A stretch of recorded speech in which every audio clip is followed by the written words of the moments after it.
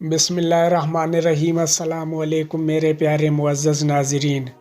جمعہ شریف کے دن یا رمضان المبارک کے مہینے میں اگر کوئی فوت ہو جائے تو کیا وہ جنت میں چلا جائے گا؟ بغیر حساب کتاب کے اسے جنت میں داخل کر دیا جائے گا؟ انجینئر محمد علی مرزا صاحب سے جب یہ سوال پوچھا گیا تو انہوں نے کیا جواب دیا، تو چلیے آئیے آج کی ویڈیو میں دیکھتے ہیں۔ لیکن طارق جمیل صاحب نے اسی حوالے سے کہا تھا کہ جو شخص جمعہ شریف کے دن یا رمضان المبارک کے مہینے میں فوت ہو جائے وہ بغیر حساب کتاب کے جنت میں داخل کر دیا جائے گا۔ انجینئر محمد علی مرزا صاحب اسی حوالے سے کیا کہہ رہے ہیں، چلیے آئیے آج کی ویڈیو میں دیکھتے ہیں۔ اگلا سوال ہے بھائی، ہم نے بزرگوں سے سن رکھا ہے کہ جو شب جمعہ اور رمضان المبارک میں مرنے والا بغیر حساب و کتاب کے جنت میں جائے گا، جیسا کہ نور جہاں کو بھی مولانا طارق جمیل صاحب نے جنت کا ٹکٹ دیا تھا، کیا یہ دعویٰ درست ہے؟ طارق جمیل صاحب جنت کا ٹکٹ کس طرح کسی کو دے سکتے ہیں؟ نور جہاں کے بارے میں جو انہوں نے بات کی وہ انتہائی غیر محتاط رویہ تھا ان کا۔ یہ روایتیں کمزور ہیں، اسلام کے مزاج میں نہیں بیٹھتی ہیں کہ ایک بندہ خالی رمضان میں مرنے سے یا شب جمعہ مرنے سے وہ بلا حساب و کتاب کے چلا جائے گا۔ یہ دین آپ کیا کافروں کو پیش کر سکتے ہیں؟ ٹھیک ہے، پھر تو بڑا آسان کام ہے مسلمانوں کے لیے کہ وہ جا کے جناب کود جائیں کہیں پہ شب جمعہ میں جا کے۔ وہ لوگ جو لوگوں پہ خود کو حملے کر کے اپنی جنت پکی کروانے والے ہیں تو ان کے لیے تو بڑا آسان موقع ہے یہ والے جو آپ پرووائڈ کر رہے ہیں۔ یہ سب ضعیف روایتیں ہیں، ہر شخص اپنے اعمال کے مطابق اٹھایا جائے گا۔ سر نبی علیہ السلام کا کوئی صحابی بھی ہو اس نے بھی اپنے اعمال کے مطابق اٹھایا جانا ہے، یہ ذہن میں رکھیے گا۔ اس طرح نہیں ہوگا کہ آپ دیکھیں بخاری مسلم میں حدیث ہے، نبی علیہ السلام فرمایا میری امت کے 70,000 لوگ بغیر حساب و کتاب کے جنت میں جائیں گے۔ حضرت اکاشا کھڑے ہوئے، یا رسول اللہ دعا کریں میں ان میں ہوں، آپ نے فرمایا تم ان میں ہو۔ ایک اور صحابی کھڑے ہوئے، آپ نے فرمایا اکاشا بازی لے گیا۔ تو آپ ادھر شب جمعہ کو لیے بیٹھے ہیں، مجھے بتائیں شب جمعہ یہ زیادہ افضلیت ہے کہ یہ رسول اللہ کی صحبت اختیار کرنا صلی اللہ علیہ وآلہ وسلم؟ تو ان کو تو گارنٹیاں مل رہی کوئی نہیں ہے۔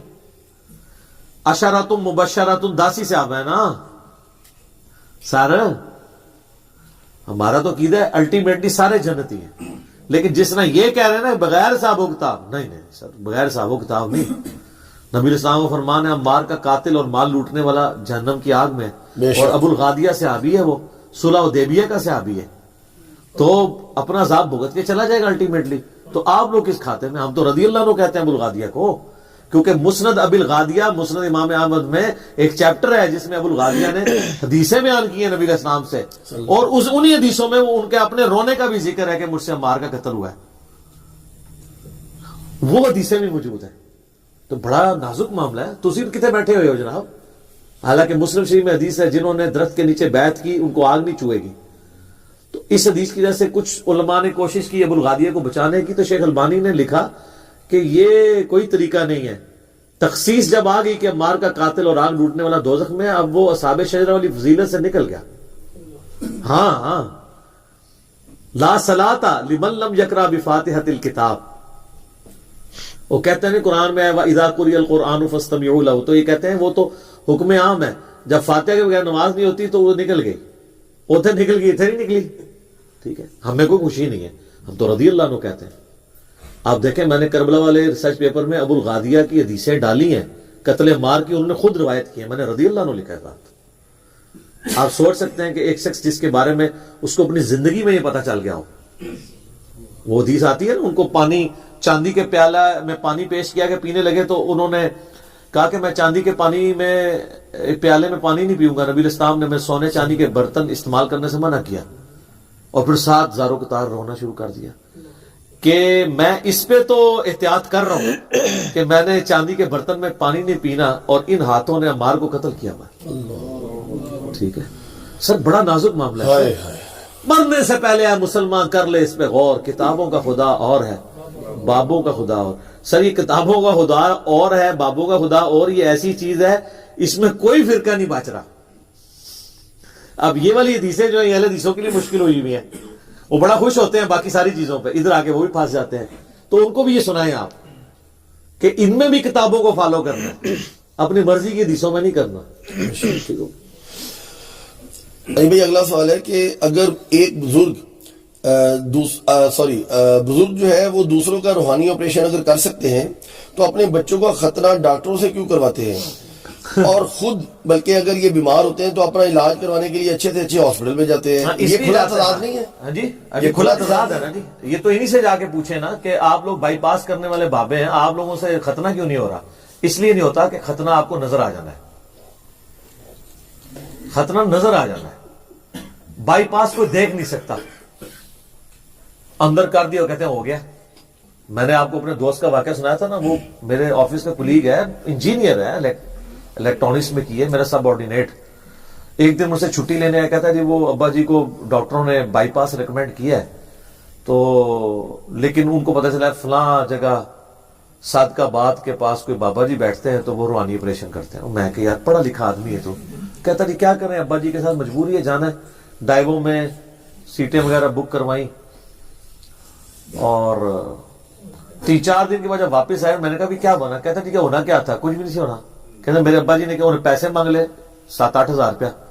تو کہتے میرے ابا جی نے کہا کہ میں پیسے ضرور دوں گا, لیکن یہ ہے کہ میں جب 10 قدم واک کرتا ہوں مجھے سانس چڑھتا ہے, تو میں ادھر ہی چیک کروں گا میرا آپریشن ہوا ہے کہ نہیں.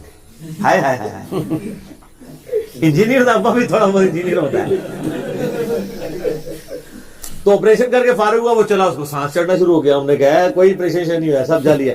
پھر اس کا وہ بائی پاس انہوں نے کروایا, اللہ کا شکر ہے معاملہ ٹھیک ہوئے. لیکن یہ پریکٹیکلی چیک ہو گیا, اس طرح نہیں کوئی بائی پاس ہوتا. آپ اقرار الحسن کو دیکھیں نا, اس طرح کے سارے روحانی آپریشن کرنے والے بابوں کو ننگا کیا ہے نا اس نے. یہ سب کہانی ہے. یہ ہم نے یہ بات بتائی ہے کہ آپ ختنہ کروا کے بتائیں ان سے, اور خون نہیں نکلنا چاہیے کیونکہ روحانی آپریشن میں خون نہیں نکلتا. تو میرے پیارے محترم ناظرین, آپ لوگوں نے ویڈیو دیکھ لیا. اب آپ لوگوں کو اندازہ ہو گیا ہوگا کہ انجینئر صاحب کی بات صحیح ہے یا مولانا طارق جمیل صاحب کی بات صحیح ہے. آپ ہمیں کمنٹس میں ضرور بتائیے گا کہ کس کی بات صحیح ہے. مولانا طارق جمیل صاحب کی بات بھی اپنی جگہ پر شاید درست ہو سکتی ہے. جنتوں کا فیصلہ کوئی شخص تو نہیں کر سکتا, کیونکہ یہ اللہ تعالیٰ کے فیصلے ہیں. ہمیں بھی اپنے حق میں یہی دعا کرنا چاہیے کہ اللہ تعالیٰ ہمیں جنت کا حقدار بنائے اور جہنم کی دھویں سے بھی ہمارا حفاظت فرمائے, آمین. لیکن طارق جمیل صاحب کی بات کی شاید کہنے کا مقصد یہ ہو کہ اگر کوئی بندہ جمعہ شریف کے دن یا رمضان المبارک کے مہینے میں فوت ہو جاتا ہے تو وہ ڈائریکٹ جنت میں چلا جاتا ہے. ممکن نہیں ہے کہ وہ جنت میں چلا جائے اگر کوئی گناہگار بندہ ہو.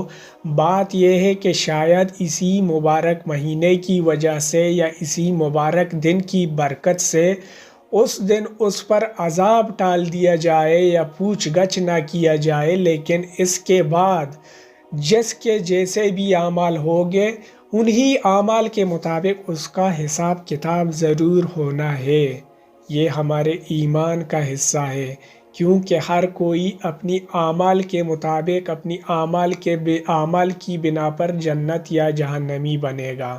تو میرے پیارے معزز ناظرین, امید کرتے ہیں کہ آپ لوگوں کو ہمارے ویڈیوز پسند آ رہے ہوں گے. آپ لوگ اپنی پسندیدگی کا اظہار ہمارے ویڈیوز کو لائک, کمنٹس اینڈ شیئر کر کے کیا کریں. آپ لوگوں کے پیار بھرے لائکس اینڈ کومنٹس کا بے حد شکریہ. ملتے ہیں ایک ایسی ہی دلچسپ ویڈیو کے ساتھ. تب تک کے لیے ہمیں اجازت دیجیے اور اپنا خیال رکھیے. اللہ حافظ.